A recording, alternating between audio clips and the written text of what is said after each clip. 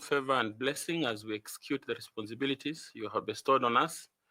We seek your guidance to treat and consider all matters that shall come under our deliberation in so just, fair, and faithful a manner as to advance the peace, prosperity, and welfare of our country and of those whose interests you have committed to our charge. Amen. Thank you. We can have Robert 𝐑𝐨𝐜𝐿. Thank you.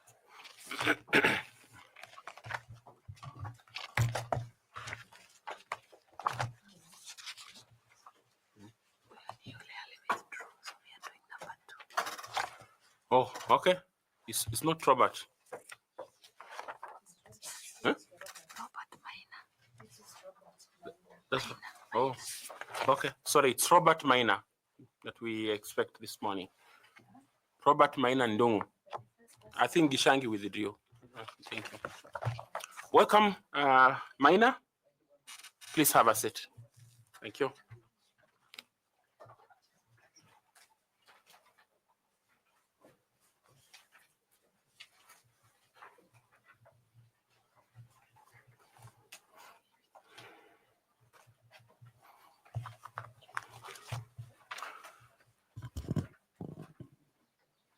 It's a pleasure having you. My name is Nelson Makanda. I am the chair of this selection panel. We are grateful to you for showing interest in the advertised position for member of the IEBC Commission. And we want to congratulate you for being shortlisted. Thank you. I'd like to invite my colleagues here to introduce themselves, and then we will come to you. Thank you. Good morning, Mr. Maina. Good morning. My name is Linda Kiome. I serve this panel as the vice chair, and I want to take this opportunity to welcome you for your interview session. Thank you. Bwana Ndungu, good morning. Good morning. Jina langu ni Andrew Tanui, mwanachama wa chopo hili la uteuzi, na karibu. Asante. Good morning. Good morning. Caroline Kituko, karibu. Good morning, Robert. Good morning, Prof. My name is Adam Solo, a member of this selection panel. Thank you. Good morning, sir. Good morning. Nicodemus Bore, karibu sana. Good morning. Good morning. My name is Fatuma Ali Saman, a member of the panel. Please feel welcome. Thank you. Good morning, Dr. Ndungu. Good morning. Na karibu sana. Asante. My name is 𝐊𝐚𝐻𝐿𝐴, and I'm a member of the panel. Asante. Good morning, Dr. Robert. Good morning.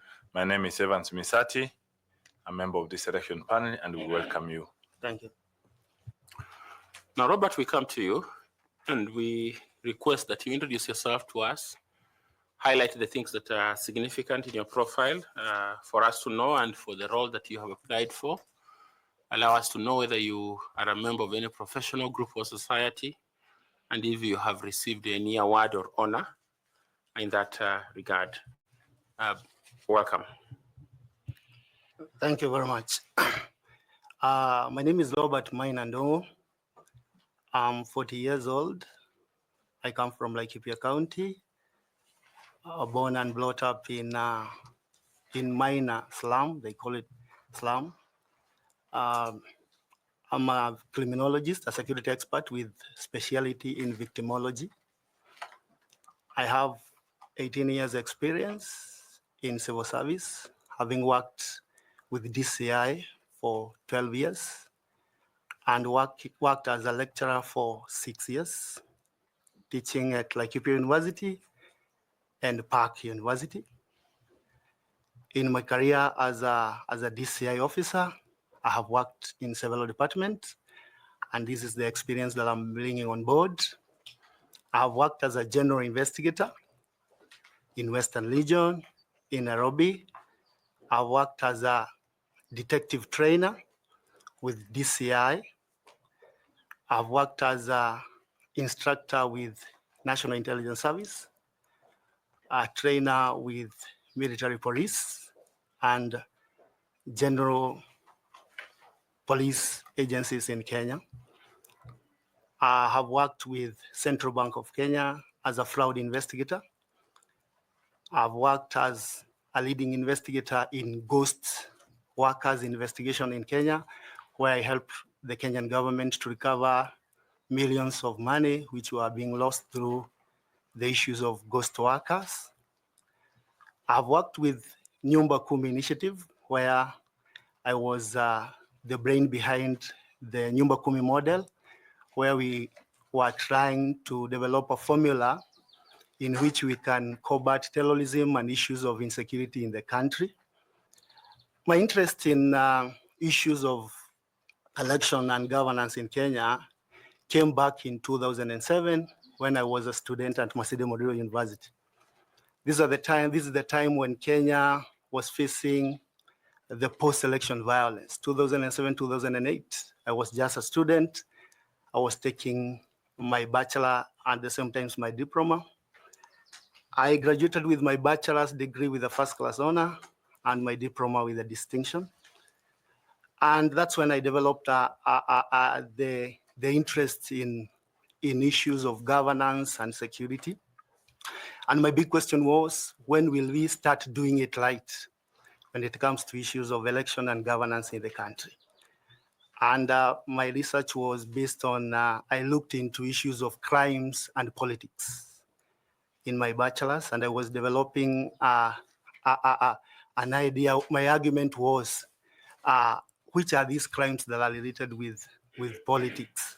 I went further to dig deeper because I wanted to do a research and understand what is this that is affecting our country. So I decided to do another master's in disaster management, where I was looking into the issues of restorative justice. I was looking at issues of how can our country heal? And my argument in my research, in my master's, was the clinical theory idea. Kenya is a country which has faced post-election violence. We are speaking of national cohesion. How can we have a national cohesion when people have not forgiven each other? So I was looking at clinical theory and I was arguing it's the high time we first forgive so that we can heal. So this triggered me to do another master's, and I proceeded to University of Birmingham in UK and a Commonwealth scholarship. And I did a master's in conflict, security, and development. And this is at the time when Kenya was calling for reforms. And I was a police officer by then. So I decided to look into the issues of security sector reform. And I was looking at issues of local ownership and issues of inclusivity when it comes to issues of change and transformation on issues of security and governance in Kenya. When I was doing that, I developed an idea that now, when I was a police officer, I was both a primary victim, a secondary victim, and a tertiary victim. So I thought, what can I do when it comes to issues of looking into victims? And this triggered me to do another master's in victimology at Tilburg University in Netherlands. And my research was based on land issues and transitional justice in Kenya. And I was looking at issues of local ownership and issues of inclusivity also. And I was looking at the victim. When we are speaking of the programs that are taking these victims back to their normalcy, are they included in this program? When we are speaking about Operation Rudi Nyumbani, did we include the victim? Where is the voice of the victim in this all area? So finally, I decided that this is my specialty as a security expert. I decided to do a PhD in security studies. With specialization, I was looking at issues of post-election violence, and I was looking at victimization, what caused victimizations, the cost of victimization, and issues of victim protection. And in all my research, in all my work, I have come I have come to a conclusion that when it comes to bad governance, issues of victimization cannot be evaded. So as an expert in security, I believe and I think I'm coming in as a person who understands issues of governance and bad governance, which can maybe bad governance can lead into victimization. Issues of bad elections can lead into victimization. And I believe as a victimologist, IEBC is the best place to work in and to represent my country. Thank you very much. Thank you very much. Just to clarify, so you have 2 or 3 masters? 2 I'll complete. Okay. One is in, I'm almost graduating. Okay, which one is that is not complete? Masters in disaster management, because I deferred, Okay. but I'm now back. Okay, that was also from Masinde Muliro. From Masinde Muliro. Okay. Yeah. Okay, thank you. And you currently work, are you adjunct faculty or full-time faculty? Yeah, I work as adjunct lecturer at Park University. Laikipia? No. Pan-African University. Pan-African? Yeah. But full-time as a DCI officer? No. I moved from DCI to academia. Okay, to academia. Yeah. Okay. Thank you very much. But you said adjunct, not full-time. Yeah, I'm not full-time. Okay, thank you. Lina. Thank you, Chairman. Mr. Maina, how many years of experience did you say you have? I worked with DCI from 2006 to 2018, 12 years experience with the DCI, and then moved to lecturing for 6 years. Okay. Yeah. That is in order. So out of your experience, what do you bring to the table? What additional, what good things from your experience do you bring to the table? What different things will you do? Okay, thank you very much for that question. Chair, you've given this opportunity. I'm bringing on board, number one, IBC is an institution that deals with data and information. And as an investigator, I think I'm bringing skills of investigations. I'm bringing skills of analyzing evidence. I'm bringing the skills of presenting and preserving that evidence and presenting it when it is necessary. I'm also bringing experience of being a person who believes in research and training. I believe in sharing information. I'm a person, when I was working with the 𝐊𝐚𝐵 initiative, I participated in developing a model where we could work from the ground to the top, from the bottom person to the top on issues of security. And this was an issue which could bring inclusivity from the bottom to the top. So I'm bringing a skills where it is all inclusive. It is all inclusive. I'm also bringing a experience on issues of governance. With my studies, I have an international experience. I have studied in UK, I have studied in Netherlands, I have moved in different countries in Europe. I have seen what good governance can do to a country. So I'm coming with international experience to show that we can do it better. Thank you very much, and I wish you all the best. Thank you. Thank you, Chairman. Thank you. I want to invite Carol to ask some questions. Carol, please. Thank you, Chair. Mr. Maina. Yes. Let's pick it up from where you left on good governance. So how does the IBC constitutionally contribute to good governance and democratic process in Kenya? Thank you very much. When we speak of good governance, we are speaking of a social system where decisions are made not to oppress the minority and not to favor the majority. When we speak of good governance, we are speaking of a system which gives rooms for all people to be heard. IEBC is an institution which will be making a decision on who will govern in a certain period of time. IEBC then should allow different stakeholders, different people, or should accommodate views from different stakeholders and different people in the country. When we are speaking about democracy, then IEBC should allow it to be for the people, by the people. It is not about individuals making a decision on behalf of others, but it should be for the people, by the people. Absolutely. So how does IBC contribute to the realization of those principles of good governance that you have spoken about? IBC then should always build trust to these people who are making decisions.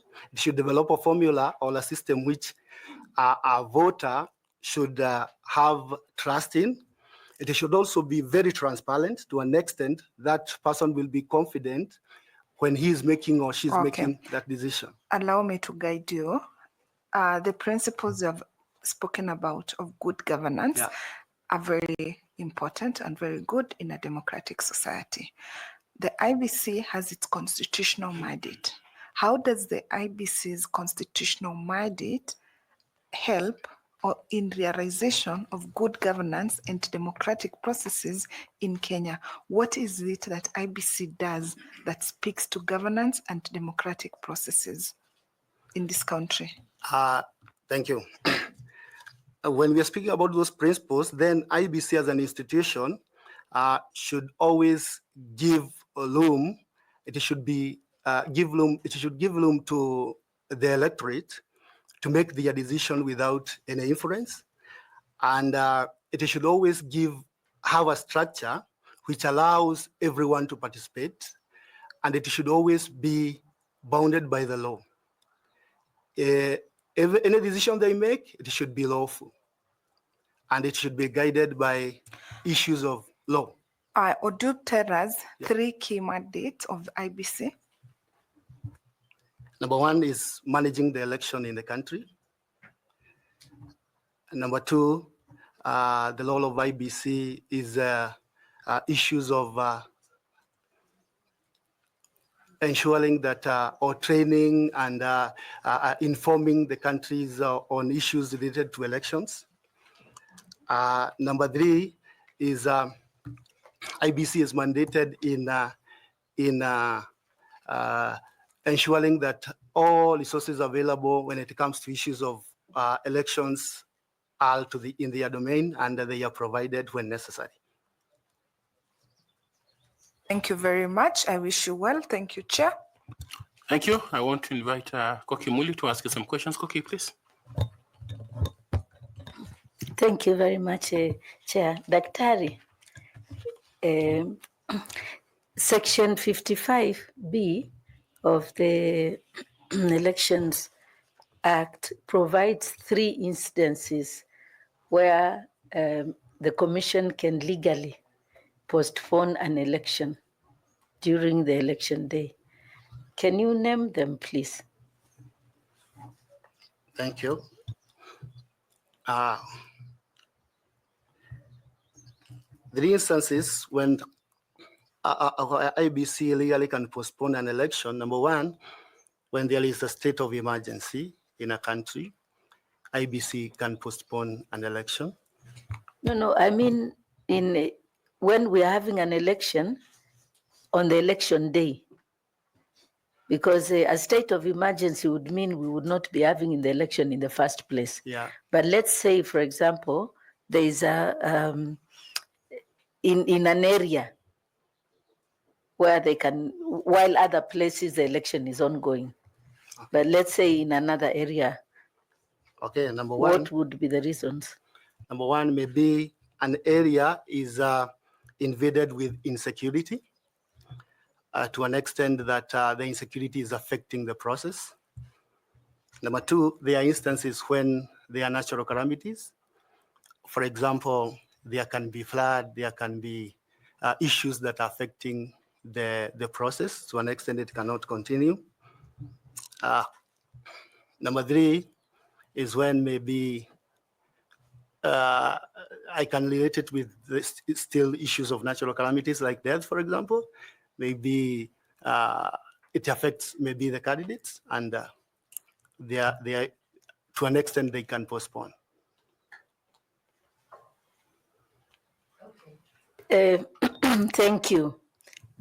In that case, when those reasons that occur, what would should you be fortunate enough, what do you think the IEBC does then to address, to ensure that those people eventually get to vote? On issues of maybe insecurity, it is issues of IBC or election process it takes different stakeholders. And when it comes to issues of insecurity, I think the IBC should work with the national government or security apparatus so that they can provide a secure place maybe where the election process can continue. If it comes to issues of natural calamities such as flood and issues to do with disasters which is affecting the electoral process, there is always alternative, and there is, I'm sure, if the natural calamity ceases, then those people can be given an opportunity to vote. When? It should be spirited according to the law, and maybe immediately after the calamity is over, or maybe they can look for an alternative where these people maybe can participate in voting. Thank you very much, Dr. Ari, and I wish you all the best. Chair, thank you. Thank you very much. I want to invite FCPA Tanui to also ask you some questions. FCPA, please. Thank you, Chair. Robert, you told us you are a security expert. Yeah. And that is what you'll be bringing on board. So the post-election evaluation report of IEBC, they did indicate that IEBC have a program. They call it ESAP, Election Security Arrangement Program. So I believe you must have looked at it now that you have expertise in that area. What does election security encompass? When we talk of election security, what does it encompass? Thank you very much. When you're speaking about election security, we are speaking of a system which allow the electorate to participate, or the stakeholders in election to participate without fear, without humiliation, and with confidence that if they participate and they vote, their vote will finally count.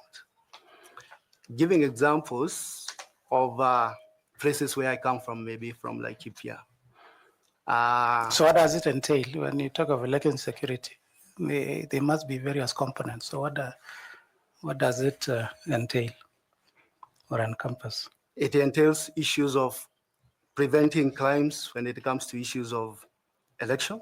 You prevent becoming a proactive, establishing a state system which is very proactive when it comes to issues of these voters participating in election. For example, the voter should participate knowing that he or she is well protected by the system.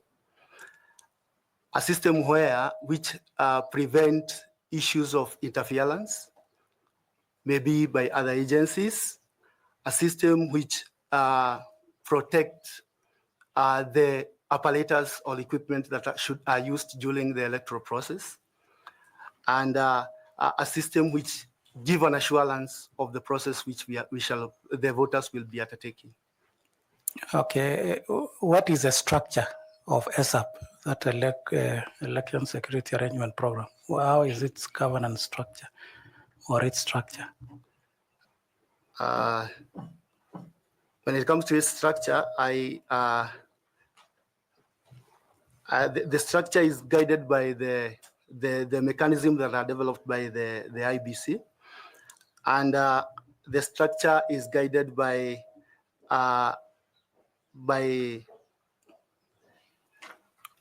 the system. Which that program has a structure. Who is responsible for what? Who is in charge and all that? That's what I'm asking for. Unfortunately, I have not looked into that. You haven't looked at that? Yeah.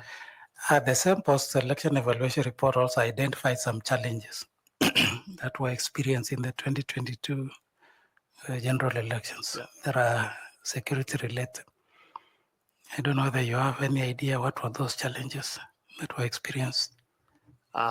Number one challenge is, I understand from issues of election in Kenya, and No, the 2022 general elections. the 2022 general elections, Yes. are security issues related to IEBC officials, security issues related to electorates, and security issues related to the apparatus or the equipment that are used by IEBC. I think those are the three major areas where the security challenges came into. Thank you. I wish you well. Thank you, Chair. Thank you. 𝐊𝐚𝐛𝐚𝐠𝐢, please. Thanks so much, Dr. Robert. In your view, what is the strategic leadership responsibility of a commissioner if you are given an opportunity to become one? And how does it differ from the secretariat role in the electoral management? Pardon, please. Strategic leadership? Responsibility of a commissioner. And how does it differ from that of the secretariat in electoral management? When it comes to strategic leadership, this is a system where people are guided by a vision, an aim, and at the end of the day, they want to achieve certain goals. When it comes to IEBC, much of the law is done by the secretariat, but the commission take responsibility of whatever has been done by the secretariat. They own up the work. So when it comes to issues of strategic leadership, when it comes to commissioners, it is their mandate to oversight, to guide, and to ensure that whatever decisions are being made or whatever work is being done is according to the IEBC goals and objectives. And when it comes to issues to do with the secretariat is guided by their ethos and work plan to ensure that there is a collaboration, and whatever they do is work with is in collaboration with the commissioners and with their work.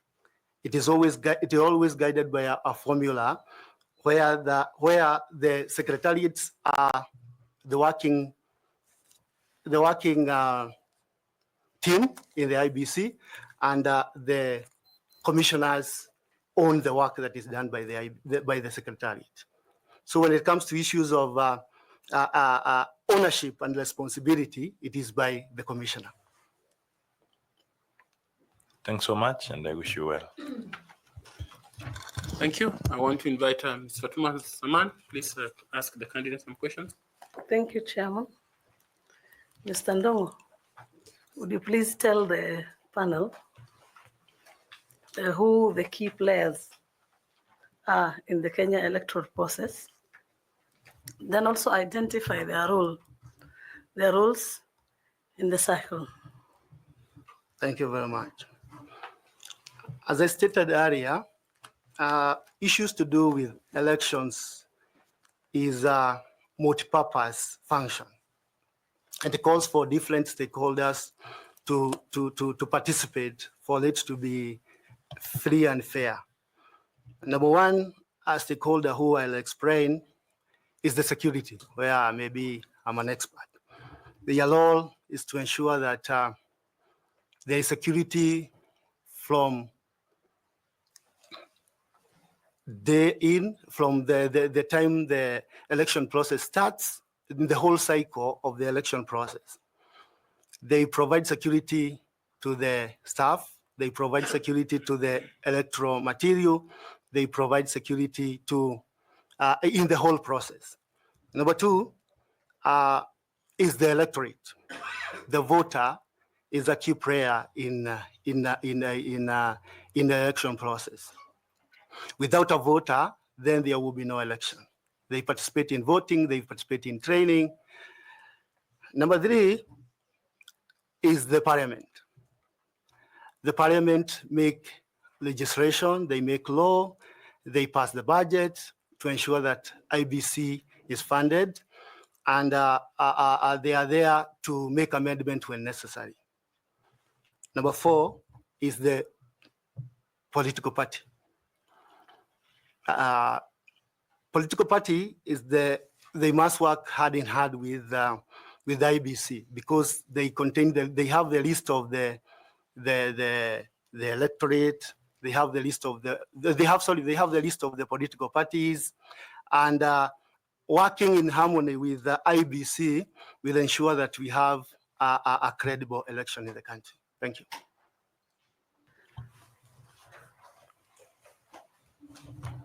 Thank you, and I wish you well. Thank you. I want to invite Nicodemus to ask some questions. Nicodemus, please. It's, Robert, maybe we describe you as a ghost buster with a bottom-up approach. Yeah. Is that okay? I can go with it. Very good. Yeah.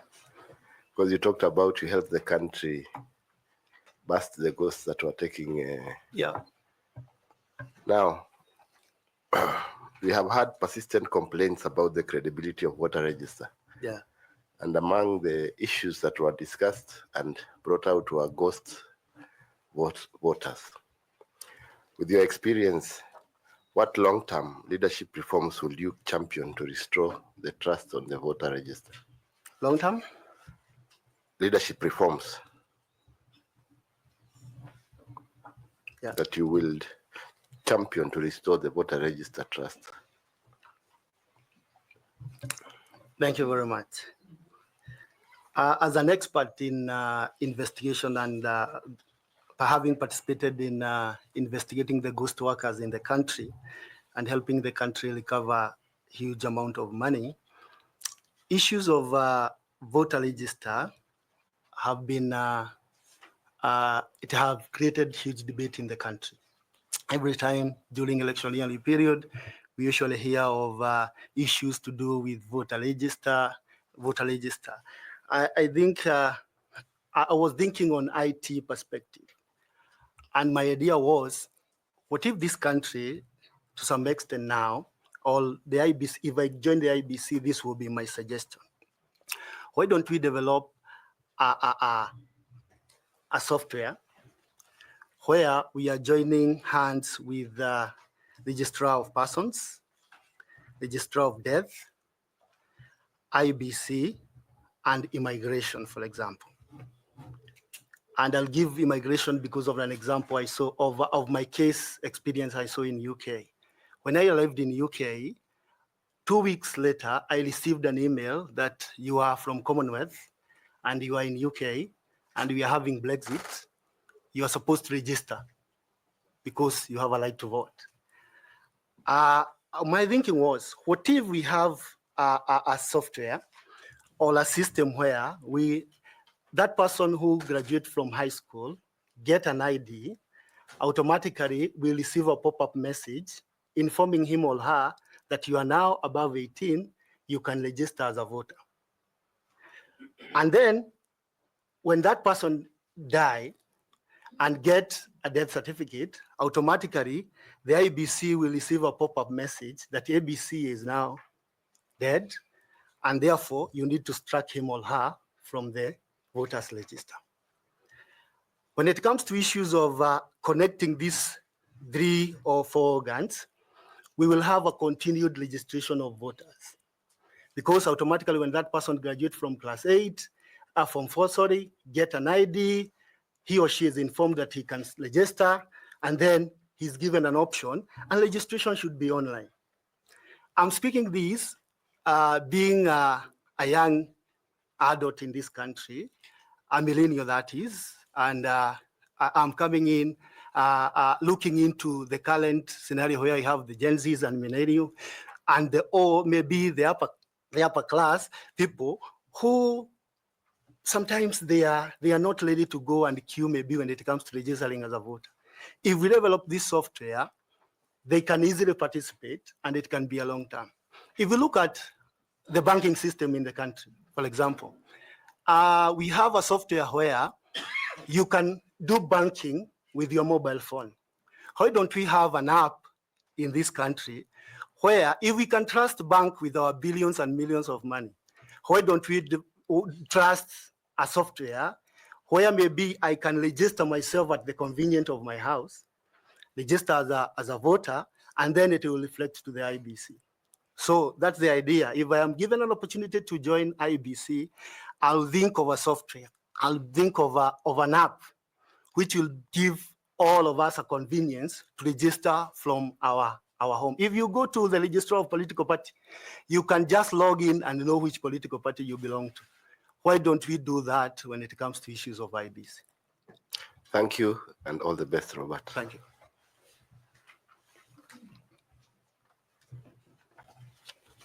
Professor, please ask some questions kindly. Thank you, Chair. Robert Mainandung, Yes, Prof. a security expert. Yes, Prof. Security apparatus serve the government of the day. Yeah. Security apparatus, even as they serve the government of the day, are deemed and are supposed to be impartial. Let me take you back to 2007. KICC is in turmoil. Then, as the country is at tenterhooks, the chair of the IEBC, with only one station, KBC, with security apparatus, removing everybody, and the chair of IEBC, without other commissioners, protected by security apparatus, announces the results that nearly brought this country to the precipice. As an expert, young one, walk me through that impartiality and where an incumbent is a contestant. How do you balance? Thank you very much. Chair, when it comes to issues of impartiality, it is very unfortunate that we experienced what we experienced in 2002. I have undergone a police training. And I'm sure you mean 2007. So 2007, sorry, yeah. And in police training, you are taught that you must be loyal to the government of the day. And on the other side, there are issues of patriotism when it comes to issues of governance, on issues of election. It is very unfortunate when you are used by the government of the day as a police officer, you interfere with maybe the electoral process. At the end of the day, the person you are trying to prevent to join the government end up being the president or the MP or the person who is elected. When it comes to issues of impartiality, we should go beyond greed. We should go beyond greed. If you look at what is eating our country, I can call it greed. On the other side, on one side, the mwananchi is grieving, but on the other side, few people are led by greed. Issues of impartiality should guide any security officer from the word go. From the word go. Despite whoever comes and win at the end of the day, we should always be guided by impartiality. Why? Because if you become partial and something happened like in 2007, 2008, 2007, I was a police officer. The post-election violence affected me. I was a primary victim. My people died. I was a secondary victim and tertiary victim. As a police officer, I could go transport dead bodies to every day. I'm carrying dead bodies. These things are traumatizing.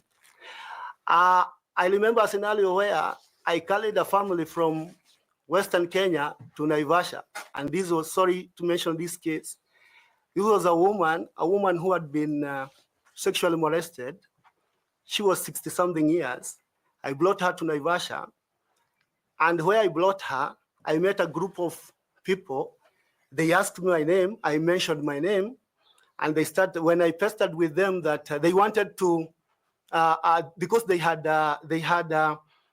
kidnapped a woman and 4 men, they were saying the next thing that we shall do, we will, let me call it the way they said it. We will circumcise them, and then we will molest this woman. And I pestered with them. And they asked me, are you really from this side or the other side? And I told them, it doesn't matter. If you molest this woman, it is not giving an answer to this country. And finally, they told me, Kale, this woman, go with her. If by that time I had gone with anger, if I had gone with partiality, I could have told them, this lady who have been molested comes from my area, therefore, you diverge. But I went as a patriot. I said, I won't be partial, I will show impartiality. I will show my leadership skills. I convinced them, they did not molest the woman, they did not circumcise the man. I went with them to Western Kenya. This thing, the impartiality should also apply when it comes to making decisions on issues of protecting our electoral process. We should always be guided, as a police, as a security expert, we should be guided by generational vision. Let's not only think about today, let's think about the generation that will come. If we do it like today, then we are speaking of a better Kenya. But if we practice partiality, governments comes and go. Governments comes and go. And Kenya still remains to be Kenya. Therefore, we should always be guided by patriotism and issues of impartiality throughout as a security officer. I'm not saying you should not be loyal to the government of the day, but when it comes to making decisions, be guided by our tomorrow, be guided by our Kenya tomorrow, because we don't want to see what happened in 2007, 2008, and which affected all of us. Thank you very much. My last question in this segment, you told us you are a millennial. Yeah. And Robert Mainandungu finds himself as a commissioner. And while he's a commissioner, he discovers confidential information indicating that a fellow commissioner may have solicited a bribe during the procurement process. How would Robert Mainandungu respond? Thank you very much. In my studies, I did a diploma in ethics and corruption studies, where I graduated with a distinction. When it comes to issues of corruption, it should be zero tolerance to corruption. What has killed our country is corruption. What has destroyed our country is corruption. What is making people out there cry is corruption. As a commissioner, and I'm saying before cameras, if I'm given an opportunity to become an IEBC commissioner, I will not tolerate corruption. I'll be quick to report. In fact, when I was participating in developing the 𝐊𝐚𝐴 model, we had a slogan: you see, you say. You say, when you see it, say it.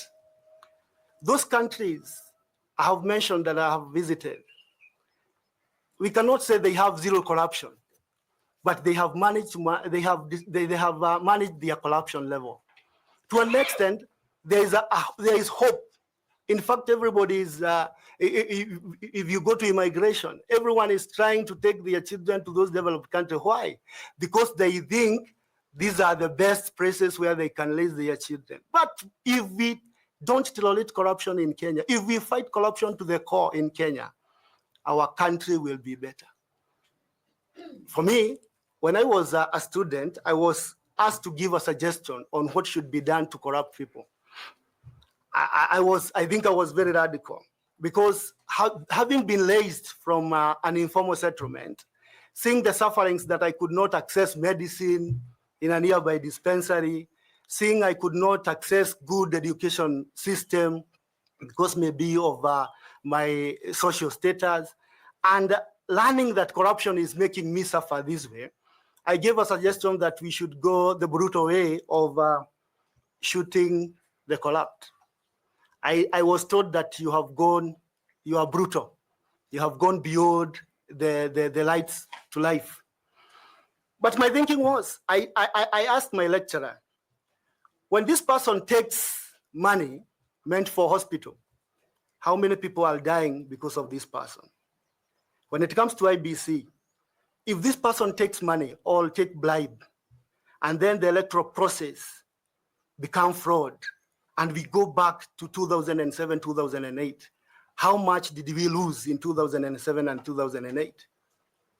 I think I'll be very radical. I'll use the same formula we were using in 𝐑𝐴𝐜𝐿, see, said, for better tomorrow. Thank you, Chair. Thank you very much. Prof, do you have some two short questions, please? Yeah, Robert, in this last segment, we usually ask high school questions. And we start with your area of expertise. I've seen that you worked for very long in the Criminal Investigation Department, CID that later became DCI. Who was the first African CID director in Kenya? I can see you've just gotten happy when you had that question. Sitaki wale wazungu, first Africa. I can't remember. If given time to refresh my mind, I can answer you very quickly. Okay, let me go to the second question. Yeah. And if you refresh your mind by the time you answer the second question, I'll allow you through the chair to say that. Let me ask a very general one. Yeah. Which two African countries are top producers of diamonds? Number one, I can say South Africa. Number two, let me go with one. Have you refreshed your mind? Because we have only 10 seconds on the first one. I'm poor in remembering names, Prof. All right. Yeah. Thank you, Chair. Yeah. Thank you very much, Dr. Robert. It's been a pleasure listening to you and conversing around elections, and particularly the matter of security elections, which is your area of expertise. I don't know if they have any comment or question so that we can come to a close of our interview today. Thank you very much, Chair. First of all, I'd like to thank the panel for giving me an opportunity to come and present myself in this panel. Having come from an informal sector, when I was shortlisted, I could hear my people saying that, Robert, you are going for an interview with IBC. IBC is the club of the elites, the club of who is who in the country. And I was telling them, time have changed. If you see that I've been given an opportunity, it is a clear indicator that now we are moving to inclusivity now. And we are moving to an area where now every voter, every Kenyan count. And I was telling them, I'm coming in as a victimologist. I don't want to see, I have a lot of knowledge when it comes to issue of victimology, and I believe that I don't want our country to go back to what happened in 2002, 2003. I told them if I stay in the village, I stay as a son of Mama Mboga in the village and not come out and say I have a potential that I can showcase that I can do it.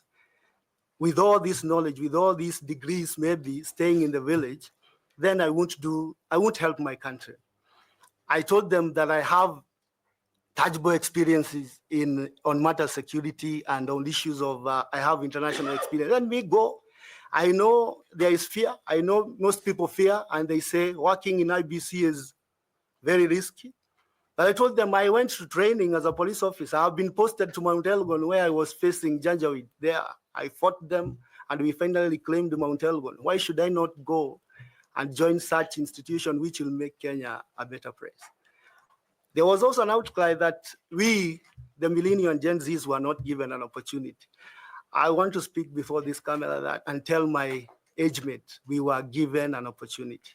I'm here as a millennial, I'm representing you. If given an opportunity, I'll work for the good of this country. I'll show the country that we have the potential and we mean good for our country and we have a generational vision. So thank you very much. If given an opportunity, I'm ready to serve. Thank you, Dr. Robert Maina, for that comment and the unsolicited appraisal. We are grateful.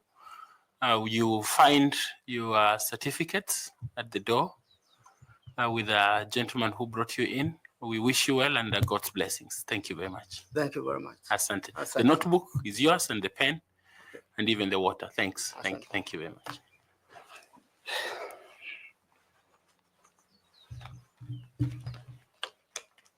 Thank you.